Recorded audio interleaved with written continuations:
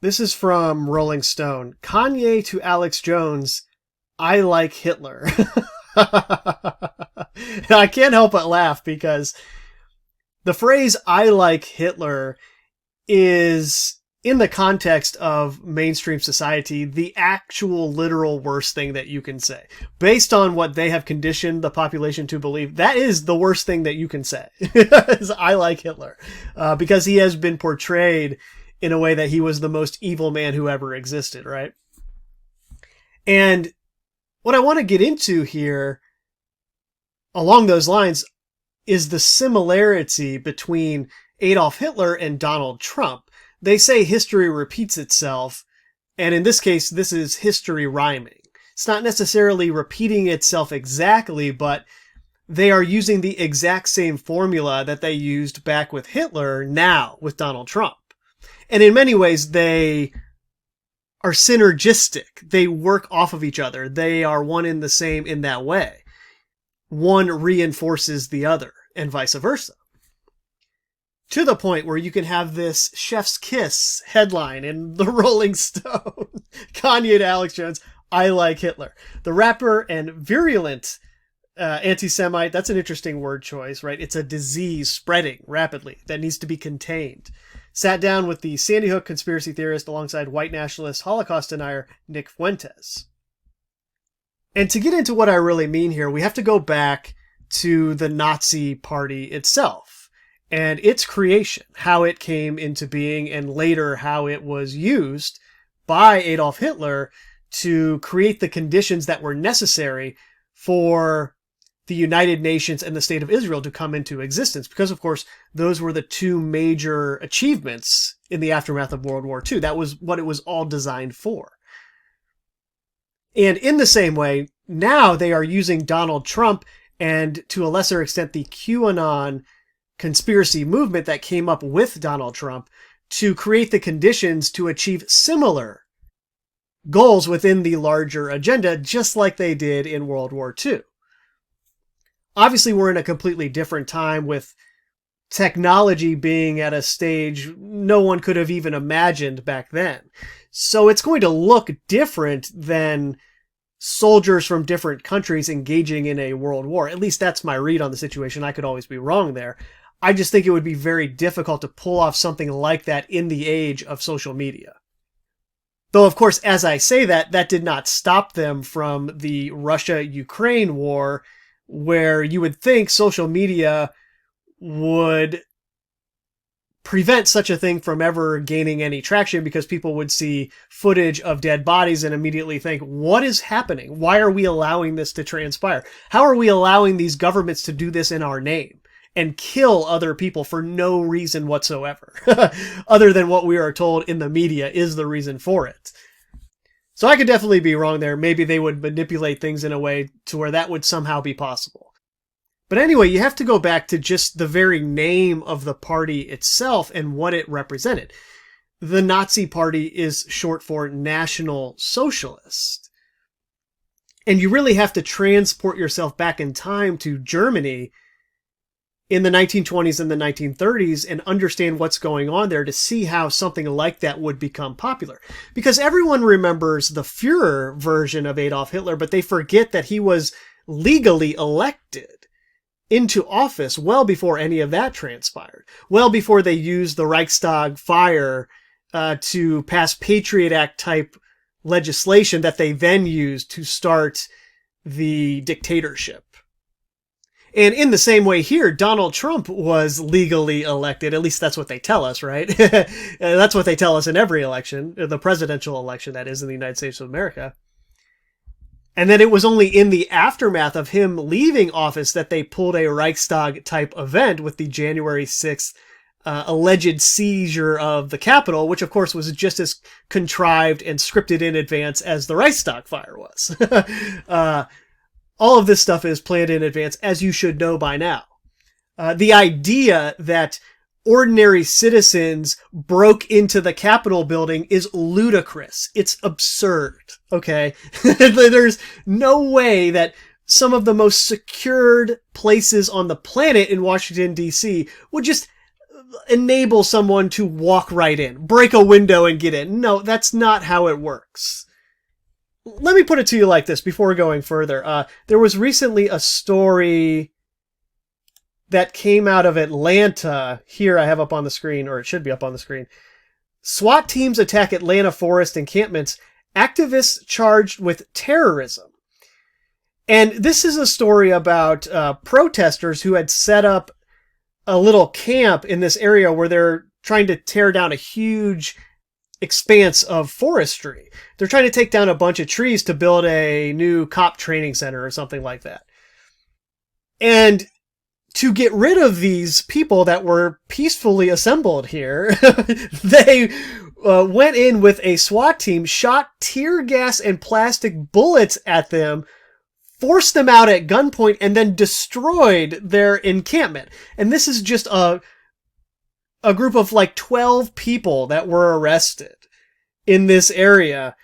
And that's what they did to them there. And then they want you to believe that the Capitol building was exposed enough on an ordinary day where people were able to just walk in. Do you see how absurd this is? No. This is what they do to people who are against them in any way, shape, or form. They go in and at them like this, which is what would have happened on any other day when it wasn't planned for there to be an event at the Capitol. No, they would have come at them with the same sort of tactics, like they do here in a Atlanta forest, right? Like, it's so obvious. It shouldn't need to be pointed out, but nevertheless, I'm going to point it out anyway. But the other reason I had this story up before I go further is that all of these people, the 6 arrestees, were charged with domestic terrorism. And this gets into the prior video I did on this subject, where it's becoming an obvious agenda that anyone who in any way is against something is being charged as a domestic terrorist. That's an increasing trend because they're trying to spread this narrative that domestic terrorism is an actual increasing problem that we all need to be concerned about. And of course, that will later result, as the scripting continues, in some kind of culminatory events where the Patriot Act type of legislation is finally passed in response, in the same way that it was done after 9/11, right? This will be Patriot Act 2.0. Which will be when they really clamp down on what everyone is allowed to talk about, say, both in person and online. I can only imagine what that event will be. Your guess is as good as mine. I have no clue. All I can see is the scripting being done in advance, where they are building this character. They're building this idea of the enemy of democracy. That's how it's phrased, really. All these people are enemies of democracy. And therefore, it is justified for the state to take action against them, to protect everyone from these enemies who are very dangerous. So anyway, going back to this and the beginning of the Nazi Party, National Socialist, if you go back then, you could just as easily have the tagline for the party be "Make Germany Great Again," in the same way that the tagline for Donald Trump was "Make America Great Again." The nationalist portion of the movement was a Germany first sentiment. The country had been destroyed by World War I. They experienced hyperinflation in Weimar Germany, where, as the story goes, and I'm sure you're aware, people were carrying around wheelbarrows full of money to buy bread because that's how much you needed to just buy a piece of bread. And they knew if they didn't do it quick, that wheelbarrow money would be not even worth a loaf of bread, right? That's a hyperinflationary environment. And then there was the Great Depression as well, that just devastated the world economy in general, which of course was scripted in advance, as all of these depressions are, by the money masters who pull the levers and the strings of the economy and the money supply in that way. In other words, you put people in a desperate situation like that financially, and they're much more amenable to rhetoric like that, where you say, Germany first. We're going to have a strong national policy that is pro-Germany. And as a result, we're going to kick out all of these foreign bankers. And then the socialist part of it was a byproduct of the same situation where these workers felt exploited. There weren't enough jobs, and the people who did have jobs were in very poor factory, urban working conditions. And it was very appealing in that scenario for someone to say, hey, I'm going to take care of you. And although that's how the Nazi National Socialist Party started, Hitler eventually repositioned it to be a pro-business party and kind of removed it from the communist roots that it had in that way, the socialist roots that it had in that way. But still, the message was just as powerful in that climate. In the climate of a country that recently experienced hyperinflation and the Great Depression and a world war, financially devastated, had to take all kinds of loans to pay off debts. They were just in a horrific situation. And that is all by design, of course, right? Because they positioned their character, Hitler, they were behind the rise of Hitler, they being the financiers of these types of things. It's well documented. And so you create the conditions that you need to plausibly sell the rise of your character, who is going to play a role in creating that which you really want to create. As I said, in this case, the successor to the failed League of Nations, the United Nations, and the State of Israel in the aftermath of World War II. Because, of course, all of this was leading to Hitler declaring himself the Führer and then taking action to supposedly help Germans in other regions of certain countries, which then escalated into the World War. And of course, in the aftermath of the World War and tens of millions of people dying, I mean, if you really want to understand how evil what we're dealing with actually is, just think of that. All of this was scripted in advance, and they knowingly sent millions and millions and millions of people to die. They just did that knowing it would happen. That's how evil what we're dealing with is. And there's no way to sugarcoat that. I can't help you deal with that. You just have to come to terms with it on your own. Okay? But anyways, in the aftermath of World War II, the propaganda machine went into overdrive to convince everyone that Adolf Hitler was the most evil person who has ever existed. And I'm in no way defending what their character did as being good somehow. No, I'm just pointing out the obvious, which is if you put the microscope on anyone who had control of a country and went to war and the actions that they took during that war, you would easily come away with the idea that this person was evil, right? It just comes with the territory of war. Because, of course, it easily gets put into a footnote in the American history books that the country of America, our government, created camps for Japanese Americans during the war. And that sort of just gets swept right under that rug. Oh, no, we're not going to talk about that when we talk about Adolf Hitler. Oh, no, that never happened, did it? Oh, yeah, but they were treated much better than he treated his prisoners of war. Come on, right? It's just how it works, right? The victors write the history books, and they shape the narrative in a way that is most favorable to them and their agenda. That's the power that comes with being the ones who write the history books. So if you look at what has transpired in America in particular, but the world in general as an extension, we had the contrived financial meltdown of mortgage-backed securities in 2007 and 2008.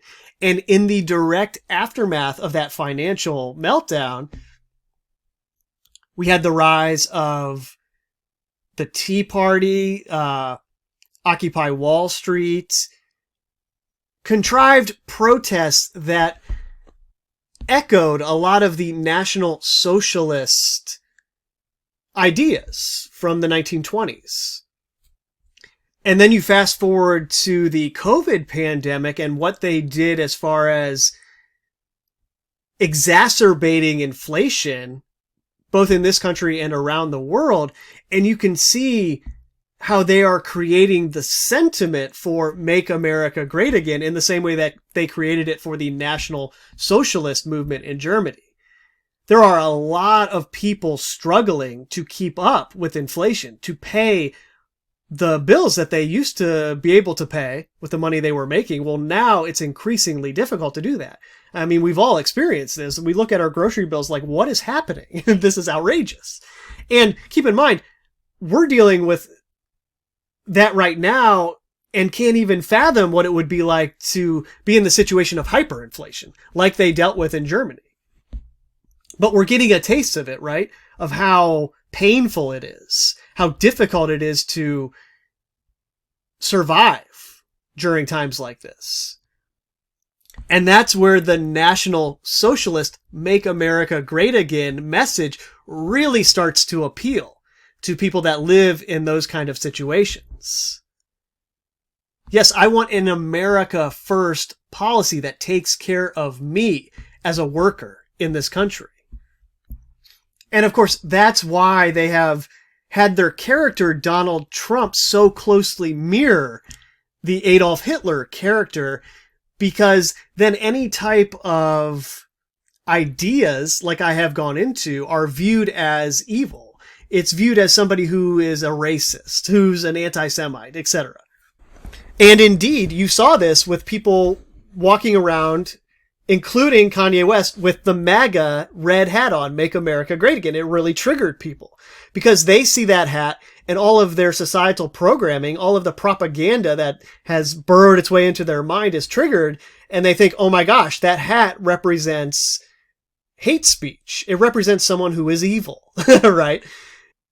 Make America Great Again as a slogan, in combination with the staged January 6th Capitol quote-unquote insurrection, in combination with the QAnon staged conspiracy theory, is all coalescing together to create this boogeyman caricature of the domestic terrorist, the rising threat of domestic terrorism. And I'm sure, just like they did in Germany, they will eventually pull the strings in a similar way to have some event here. But they have to make that plausible. You see, they have to build the narrative in the collective mind.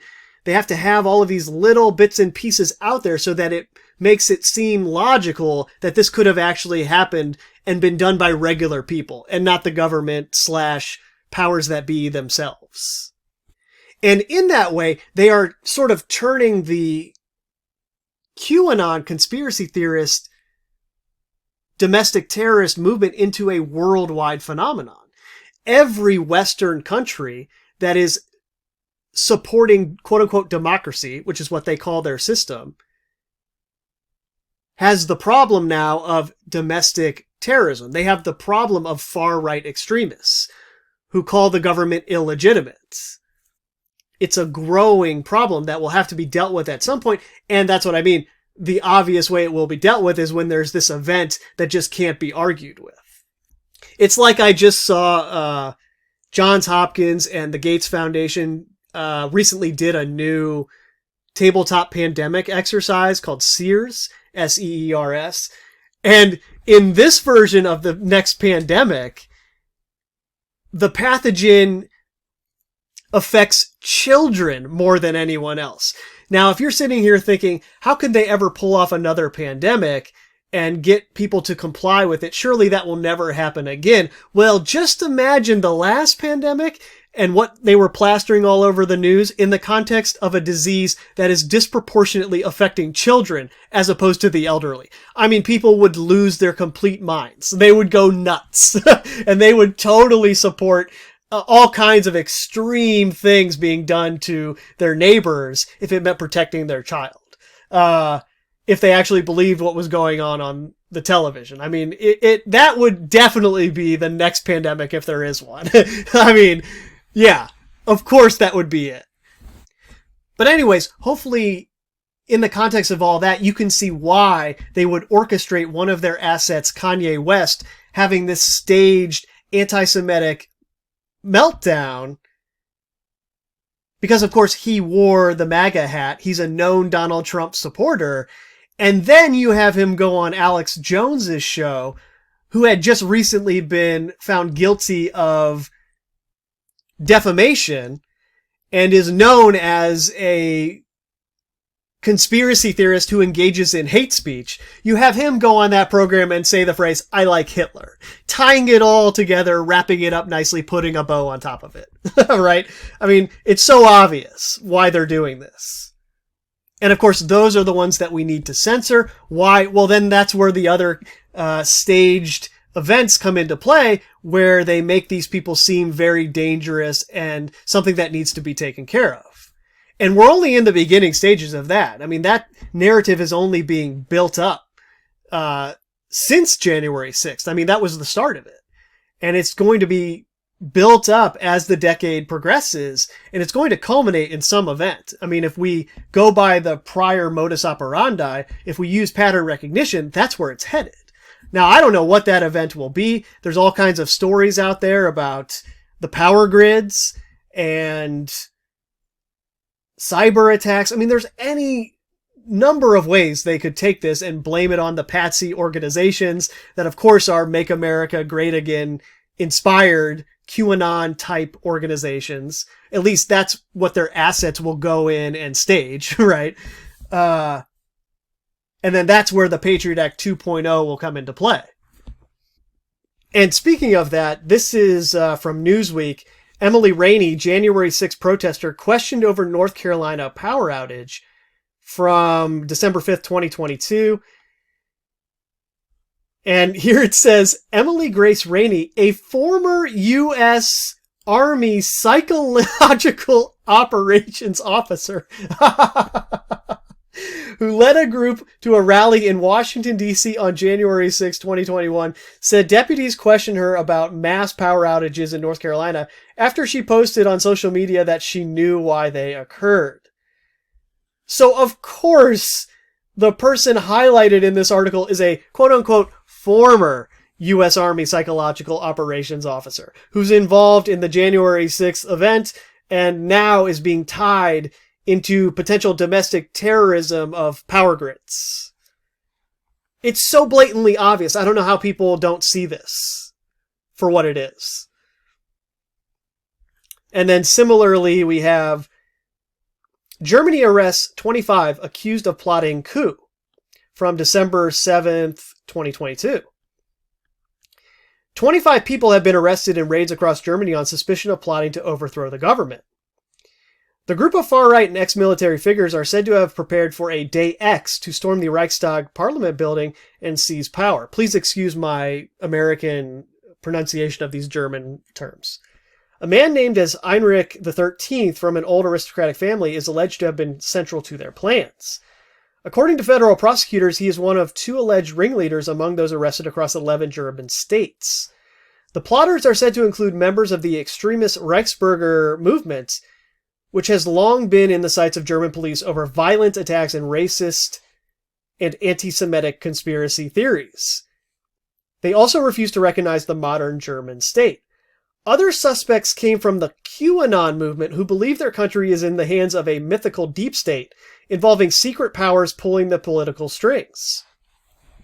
Now, this is interesting to me because it's the first time I've ever heard of a country outside of the United States incorporating the QAnon movement. And that kind of gets at to what I was hinting at earlier, where you can see how as a world government continues to come into clearer and clearer focus and become more and more of a reality, they need a world opposition to craft the agenda through.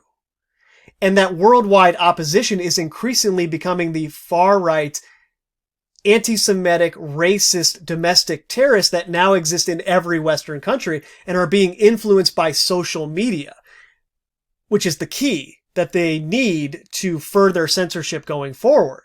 Oh, look, this conspiracy theory that started in the United States is spreading through the internet to all of these other Western nations. This is a growing problem. Worldwide democracy, as they label it, is in danger from these online conspiracy theories. And to that point, Interior Minister Nancy Faeser assured Germans that authorities would respond with the full force of the law against the enemies of democracy. And you can see how that phrase could be in a speech in any nation. They could use that as a way to further the agenda going forward. And if you don't remember anything else but what I'm about to say here, I would be okay with that. Which is, those of you who are old enough to remember how the Western media used to write about or speak about foreign leaders of other countries that were not in the agenda yet, such as Gaddafi, for example, they would refer to them as enemies of democracy. And indeed, that is what, in America, the war on terror was sold as, right? These are enemies of democracy. They literally had a tagline, "They hate us for our freedom." I mean, that's something you would tell a toddler, which just shows you how immature our minds were back then, as far as the agenda goes.